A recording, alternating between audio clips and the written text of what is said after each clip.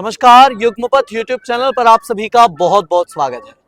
और हर बार की तरह इस बार भी हमारे साथ सार्थक चर्चा में बहुत खास मेहमान हैं और खास स्थान पर इस जो चर्चा का हम शूट कर रहे हैं ये भी अपने आप में एक खास स्थान है। यानी कि यूं कह लीजिए कि महाकुंभ का वो आश्रम जो चर्चा का विषय बना हुआ है, या यूं कह लीजिए कि जिस स्थान पर आकर हर एक व्यक्ति अपनी फोटो या वीडियो बनाना चाहता है और सोशल मीडिया पर डालना चाहता है। आज हमारे साथ सार्थक चर्चा करने के लिए हमारे गुरु तुल्य और गुरु ही कहें और लाखों लोगों को मार्गदर्शक करते रहते हैं, मार्गदर्शन देते रहते हैं, और ऐसे तमाम लोग हैं जो आपके ही मार्गदर्शन में रहकर आज एक अच्छे से जीवन सुचारू रूप से कर रहे हैं। अभी हम जिस प्रांगण में बैठे हैं गुरुदेव, क्योंकि ऐसा कहा जा रहा है कि ये जो स्थान है ये इस महाकुंभ का सबसे सुंदर, सबसे दिव्य स्थान है, इसमें कितनी सच्चाई है? सबसे पहले तो मैं युग्म पथ के जितने भी दर्शक हैं उन सभी को हार्दिक शुभकामना कहता हूं, क्योंकि आप सभी लोग इस दिव्य और भव्य कुंभ का दर्शन कर रहे हैं युग्म पथ चैनल के माध्यम से।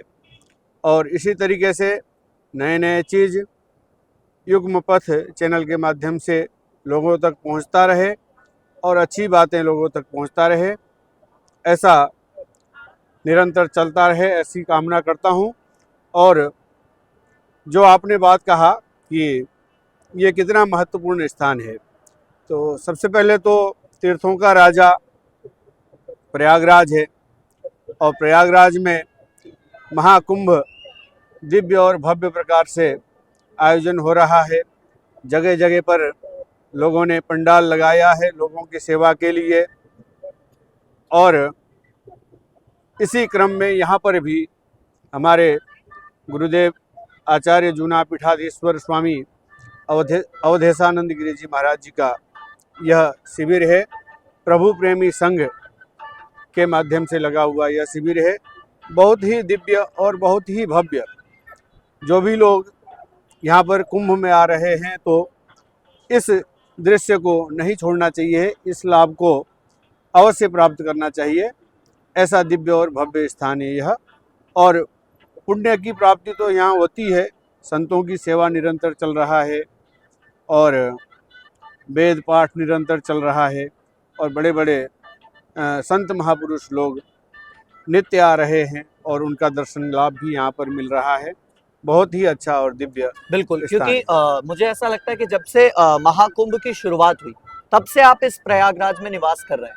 लगातार प्रतिदिन आप वैदिक छात्रों के साथ सस्वर वेदाध्ययन करा रहे हैं उनको, और वेदों का वाचन करा रहे हैं। वेद पढ़कर एक वैदिक के मन में प्रश्न चलता है कि वेद पढ़कर आगे क्या? ऐसा है कि सबसे पहले तो यह प्रश्न वैदिक के मन में नहीं होना चाहिए, क्योंकि वेद ही सनातन धर्म का मूल है। और यदि हम इसका अध्ययन करते हैं और इसका ज्ञान प्राप्त करते हैं तो उसको बिल्कुल भी शंका नहीं रहने वाला है, उसका सारा शंका स्वतः समाधान हो जाएगा यदि अच्छे मन से, अच्छे ढंग से वेद का अध्ययन करता है तो। इसीलिए इस बात की बिल्कुल चिंता छोड़ें कि वेद पढ़ के होगा क्या, क्योंकि हमने अपने जीवन में सबसे पहले तो हमने अपने गुरुदेव से अध्ययन किया, आचार्य श्री चंद्र भानु शर्मा गुरु जी के सन्निकट रह करके। फिर उसके बाद हमने भी अपने शिष्यों को पढ़ाना चालू किया। तो अपने शिष्य जिन जिन को भी पढ़ाया, पहले उनके मन में भी यही शंका था। शंका यह था, पर उस शंका को स्वतः जब वो पढ़ते गए, समझते गए, सनातन को जानते गए, वेद को जानते गए, तो सारी शंकाएं उनकी जो है अब समाप्त हुई है। तो बाल्यकाल में तो शंका बनती है, पर जब हम अध्ययन करते हुए आगे बढ़ते हैं तो सभी शंका का समाधान होता है। और सर्वोत्तम जो ज्ञान है, विद्या मानो, तो ये सर्वोत्तम वेद ही है। आधुनिक काल में जितने भी लोग अन्यत्र अध्ययन कर रहे हैं उनको वेद का अध्ययन जरूर करना चाहिए, वेद को जानना चाहिए। अपना जो विद्या है यह तो परोपकारी विद्या है, और पाश्चात्य विद्या जो लोग अध्ययन कर रहे हैं वो व्यापार की दृष्टि से अध्ययन करते हैं। इसके अध्ययन से, पाश्चात्य विद्या के अध्ययन से वो लोग सोचते हैं कि हमको आर्थिक लाभ होगा। अर्थ जितना भी अर्जन किया जाए वो कम ही होता है, कभी तृप्त नहीं होता है। इसीलिए वेद की ओर सभी को आना चाहिए। बिल्कुल। अपना जो गुरुकुल चलता है गुरुजी, जिसमें आप अभी प्राचार्य के रूप में हैं, अगर उसके बारे में हम पूछें कि उसका एक पूरा विवरण, और अगर कोई दर्शक में से हमारे आना चाहे, क्या उसकी क्या चीजें हैं? ऐसा है, बहुत प्राचीन परंपरा से हमारा गुरुकुल चल रहा है। और वैसे तो बहुत सारे लोग वेदों का अध्ययन करते हैं, किंतु प्राचीन परंपरा यदि हम कहें हस्तस्वर के साथ और उच्चारण बिल्कुल जिस प्रकार याज्ञवल्क्य शिक्षा तथा स्मृति ग्रंथों में कहा गया है, उन तरीकों से हम लोग बच्चों को अध्ययन कराते हैं। जो हमने गुरुजी से अध्ययन में प्राप्त किया वही चीज़ हमको शिष्यों को पढ़ाना रहता है। और इसके माध्यम से यह है कि जिस प्रकार हम एक शंख बजाते हैं, शंख की ध्वनि सुन करके हमको आध्यात्मिकता का आभास होता है और मन में प्रसन्नता होती है, उसी प्रकार वेद ध्वनि से भी लोगों को बहुत ही कल्याणकारक रहता है। और जो भी वेद ध्वनि करता है या सुनता है उसके लिए बहुत अच्छा उपकारी होता है।